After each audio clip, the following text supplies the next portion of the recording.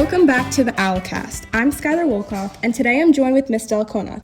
Okay, so basically what I've been doing for the last couple of ones, I've just been talking about your early life and your education, kind of just getting like a backstory before we start getting into how successful you are.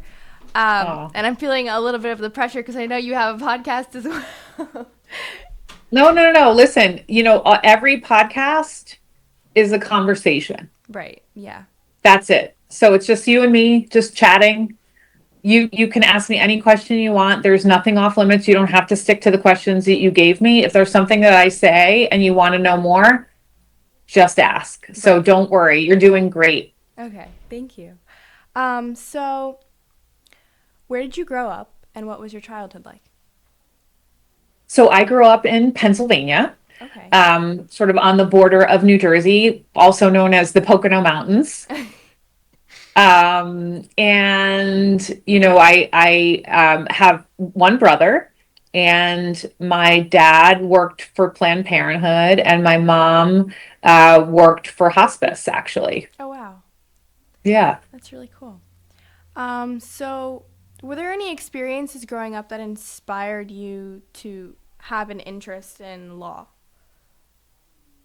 It's a really good question. I think that the combination of experiences probably led me to think about law. Mm-hmm. I think, when you're young, it's pretty common to think about all the injustices of the world and the Right. things that you see that maybe you want to change. Yeah. And so I would say that was sort of like the first seed that was planted that made me think about working as a lawyer. That's amazing. Yeah, I always think about like people who are lawyers and like the things that they have to come up with and like how they can like I don't know, like hold themselves so strongly to like like win a case or something. Like I could personally never do that. I don't think I could. But I bet you could. thank you. So what led you to study international relations at American University later and St. John's University School of Law? So I went to AU because I really wanted to be in Washington, D.C. Mm-hmm. And I applied to Georgetown and I got waitlisted. Okay.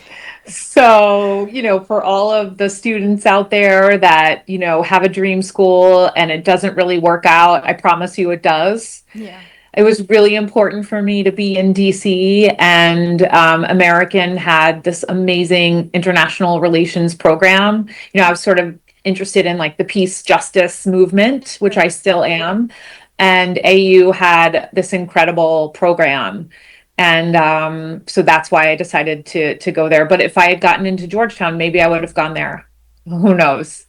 And then St. John's, I wanted to be a lawyer here in New York City. And, for those students who, I was fortunate enough to have parents that paid for college. Mm-hmm. And law school is a little different where they could help me, but I was doing a lot of it on my own. So I applied to a lot of different law schools in New York City, and St. John's gave me money. So yeah, that was one of the reasons why I went to St. John's. And also for any aspiring lawyers out there, they have a really high bar passage rate. So you have to take the bar exam. Yeah. And St. John's does a really good job in training and developing lawyers to practice here in New York. Yeah, I always hear about that bar exam and the pressure with taking that. Can't you only take it like 3 times or something? I think you can take it a lot more than 3 times, and there are people that have. Really? Yeah, you can take it as many times as you need to, I think. Oh, well, good to know. Thankfully, I only had to take it once, though, Skylar. So I don't know if I could have done it again. So what was your first job in the legal field, and what did you learn from that? Like, what could you tell people who are first starting out? So I worked in my first job in the legal field. I worked at the Department of Justice, believe it or not. So, I had a great opportunity through AU with internships and externships. Dr. T would love it. And part of my curriculum there was picking a place that I wanted to work. And I was lucky enough to have interviewed and I got hired by the Department of Justice, which then turned into a job after graduation. And my job at the Department of Justice was kind of interesting. I would read the legislation that was coming in from the House of Representatives and the Senate. And when I read the legislation, I would try to figure out what area of the law was it talking about. So, for example, I'd get a bill from the Senate and it was all about aviation or rules relating to flying. Okay. So I would have to find the right department in the DOJ, the Department of Justice, Yeah. dealt with aviation, and I would send the bill to the Deputy Assistant Attorney General for aviation and say, hey, can you comment on this bill? And what should we tell the Senate? Should we say that it's a good bill? Should we say that this is not legal or it is legal? Yeah. So it was a really good exposure to understanding the federal government, the Department of Justice, and how legislation and how laws were made. Yeah, that's a really great first job. Wow. It was great. Yeah. So at what point did you realize you wanted to focus on estate planning and elder law? That was a much longer journey. And, after I left the Department of Justice, I worked at what they call big law firms. Yeah. And those are huge law firms that do a lot of corporate and transactional work. And one of my jobs, I worked at Davis Polk and Wardwell, and I worked on the tobacco litigation case, the criminal part. Okay. Which was an amazing learning experience. My boss there was actually Kirsten Rutnick, who is now Kirsten Gillibrand, our senator in New York. Oh. And really what it taught me was I didn't want to do that. Okay. I did not want to do corporate law. I wanted to deal with people. And I remember having a discussion with Kirsten about what type of law could I practice where I would deal with like people and not what you guys are dealing with. Yeah. Tobacco companies, trade secret documents. And she said, pro bono, which is, representing underrepresented people, trust and estates work. And I was like, oh, that's interesting. Getting to like know a family and figuring out what's important to them and what makes them tick. So that's kind of what I had in mind, working with people. Oh, that's great. Yeah. So while building your career, your legal career, what were some of the biggest challenges that you faced? So I've been a lawyer for 24 years, which is a really long time. And, I think when I started, there were not as many women in law. Yeah. And, that's definitely changed. And listen, I'm grateful. I'm not a trailblazer. There were trailblazers obviously much before me, but still it was sort of like a heavily male dominated 100%. field, right? Yeah. And I think, especially being a younger woman, when you're giving people advice and guidance, sometimes they don't take it from younger women. And, I had to figure out a way, Skylar, to sort of get people to trust me. Yeah. And I don't think a lot of my male counterparts had the same sort of uphill battle in many ways. Yeah. Yeah. It also became my superpower, though, because I worked really hard to get people to trust me. I didn't assume that they were going to. I didn't think that they were going to take my advice. I had to win them over. Yeah, I think now it's a little bit easier, but I definitely, like, when you started, I would say that it would be so much harder. Especially, my mom also would talk about that stuff because she's, she's in, Skylar think she's in like the science field, but she works with like bigger companies and that have like big tech things and stuff like that, and she does the deals for like the medicine that they're selling. So she'll like have to be able to like really figure out a way to like present herself that she's very like like on top of her stuff and like not like, I guess like almost like belittling herself just to like get the point across. You know what I mean? Yeah, I do. I know exactly what you mean. I think for women in STEM and women in law. I'll never forget, I got on an elevator going up to my building when I was a young lawyer. Mm-hmm. And somebody said to me on the elevator, "Do you work for lawyers or accountants? There are only lawyers and accountants in this building." And I remember looking at the guy and said, "I am a lawyer," and feeling like, you know, kind of proud of myself that I Yeah. actually like was able to hit back a little bit. Yeah, I would feel the same way. That would feel really great actually. Felt um good. so as a woman in law, um or a woman in the legal profession, what challenges, well, you just actually talked about that. But have you seen opportunities for women in law change since you first entered the field? Thankfully, I definitely have. And in fact, I think that last year, Skylar, I think it was the first year that there were more women than men in law school. That's amazing. So I absolutely think it has changed and evolved and caught up with the times. And so as women, I think we do have an equal opportunity, particularly in the law, Yeah. to be represented. Yeah, that's great. Yeah, what the closest thing I have to law is Legally Blonde. So. That, you know what? That is an accurate portrayal in a lot of ways. People make fun of Legally Blonde, but I actually think that it's a great movie for a lot of different reasons. It's my favorite movie. I love it a It's a lot. great movie. I love it.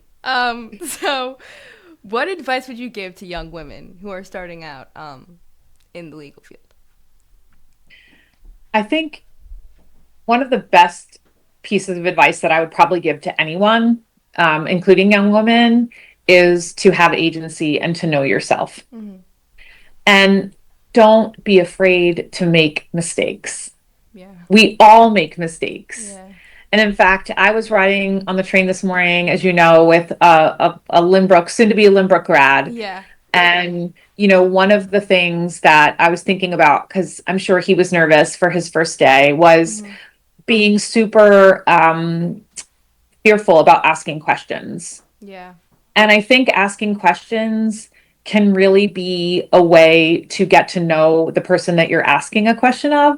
No one expects you to know everything. Yeah. So it is perfectly fine when you're starting out, and even when you're not starting out, to continue to ask questions, because we cannot know it all. I do not know it all. I rely on younger lawyers on my team all the time. I ask them their opinion. I ask them my questions, because I feel like we all have a different lens and there's value in a different lens. So never be afraid to ask for help and to not know everything and to ask questions. Yeah, there's always that fear of like getting the wrong response, or like, being judged for maybe asking somebody to repeat themselves or something like that. You know what? If somebody judges you for that, that's on them. Yeah. I think it's a reflection of them if they don't think it's okay that you're asking questions. I think if you're asking questions, it symbolizes to me that you're paying attention, that you want to get to the right answer, Yeah. that you're curious. Right. So I actually think asking questions is a sign of intelligence. Yeah, that's great. I really wish that everybody thought of it that way. So you describe yourself as a family lawyer. What does that mean to you? So I think when you do an estate plan, a lot of people think it is a transactional exercise, meaning I draft a document, you sign it. Yeah. It's very sort of cut and dry. And it is anything but that. When you think about an estate plan and what I do for a living, I am talking to clients about the most tender things in their life, which is their family, how they want to leave their legacy, how they want to protect the people that they love. And so what happens naturally is, if you do my job well, you gain a significant and deep rapport with the family. And so I do see myself as a family lawyer, even though I'm not practicing family law, matrimonial law, or divorce law, because I'm getting to know that family, what makes them tick, and what their values are. There's an expression called a family ethos. And an ethos is like what you live by, right? Right. And every family has a different ethos. Right? The Dellacona family has one, the Sorosi family has one, and your family has one. We all have sort of a different constitution under our own roof that we live by. And, I have the great privilege of having gotten to know a lot of different families and understand what their ethos may be. Yeah. And because of that, I become the family lawyer. What are the most common concerns that your clients usually come to you about? Well, that's a really good question too, because every family has different concerns, right? If you think of a family who has a disabled child, I think that family's concern is what happens when the parents are no longer here? What happens to that disabled child? Yeah. Who's going to advocate for them? How are they going to support themselves financially? So that's one concern. Then you could have a family that, let's say, is very, very wealthy. Yeah. And, I represent a lot of families that have significant wealth. And one of the most common concerns that those types of families impart to me are, I want to make sure that my kids still have ambition and they want to do something with their lives. So I don't want to just hand them over money. Right. And have unbridled access to that money. I want them to work for it and appreciate, right? Yeah. And then, the professional athletes that I represent, many of those professional athletes are coming from a place that their families didn't have a significant amount of wealth. And so their concern is, how do I make sure that this money is managed properly when I'm not here? So depending on the family, they all have different concerns. And that's what makes my job so interesting. Yeah. Yeah, that's amazing. I didn't even know you worked with professional athletes. That's so cool. Yeah. It's fun. So the sandwich generation, for those who are unfamiliar with the term, what is the sandwich generation? Great question. Okay, so the sandwich generation, think of the way a sandwich looks, right? Like you have the bread and you have the ingredients kind of pressed in between. You go to Lynbrook Deli, they make a great sandwich, so we'll give them a shout out. Go Deli. Yes. The Dellaconas have spent a lot of money at the deli over the years, so we love them for that. But the sandwich and the sandwich generation refers to 70 million, probably more, Americans that are like me and your parents. We're sort of in the middle. We're trying to raise good humans like you already are and launch you into the world. We're trying to advocate for our aging loved ones, and we're in the in-between. Right. And so, being in the in-between can be really difficult because all of our responsibilities are sort of multiplied. Yeah. And those of us in the sandwich generation are trying to figure out how we can advocate and raise good people as our children, into the world, launch them into the world, and also protect our aging loved ones who may be more vulnerable and may need more of our help than they once did, and trying not to lose ourselves in the middle. So the sandwich kind of symbolizes us being stuck in the in-between. Yeah. You're able to balance it so well. I mean, depends on the day.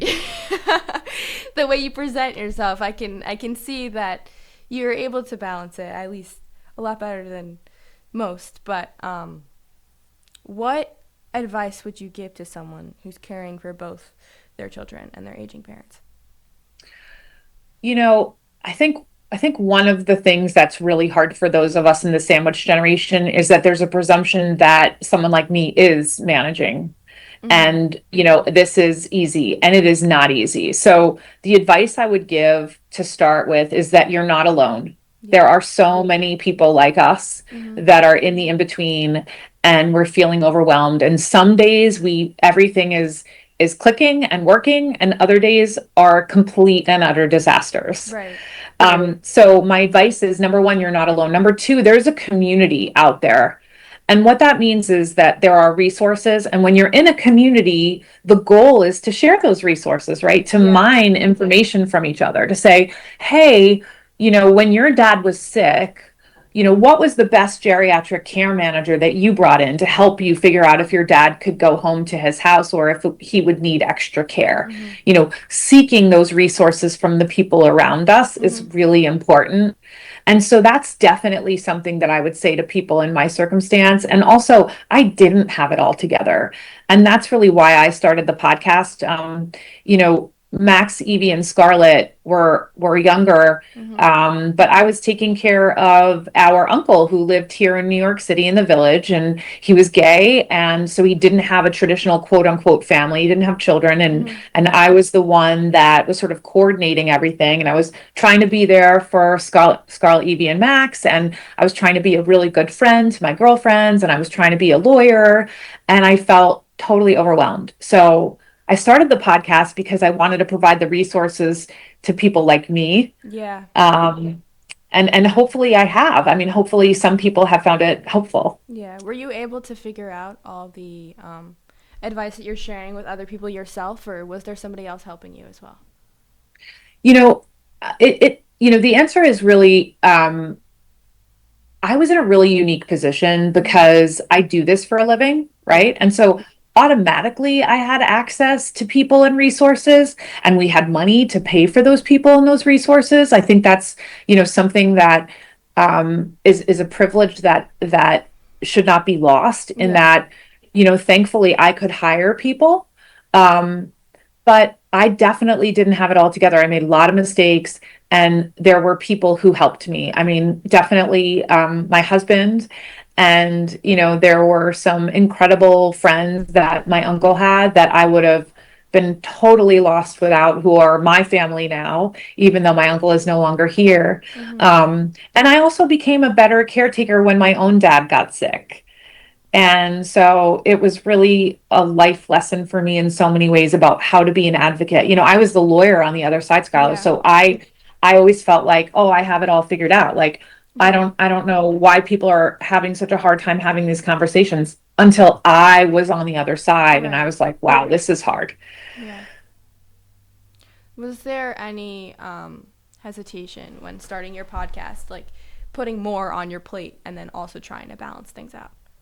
I mean, very insightful for you to ask that. I mean, certainly there were plenty of jokes made by my friends and my family saying like, oh, that makes sense. You're already feeling overwhelmed. Why not add something else to your plate? Yeah. But that's sort of the way I roll. I could probably take a lesson or two on boundaries and how to say no. Yeah, me too. Right? Yeah. I'm sure you're doing this. It's the end of the school year. Look at you. You're producing this podcast on your own. You're amazing. Thank you. Amazing. And you have a full plate. This is a hard year for you, and you're taking on something else. I think that there are certain people that sort of thrive in the chaos, and maybe you and I are those people. Yeah, 100%. I think also too, I really wanted to help people. I felt so moved and impassioned to make sure that other people had an easier time than I did. So you just had your 3rd-year anniversary for the Sandwich Generation Survival Guide podcast. What advice would you give to somebody like me who is just starting their podcast? Well, I mean, I cannot believe that you're not a pro, because you're an excellent interviewer. Thank you. And I mean, the advice I would give you is what you are doing is working. Okay. And That's keep good. doing it. You're obviously an excellent listener, and you're a curious person. You're a great conversationalist. Thank you. And you did your research.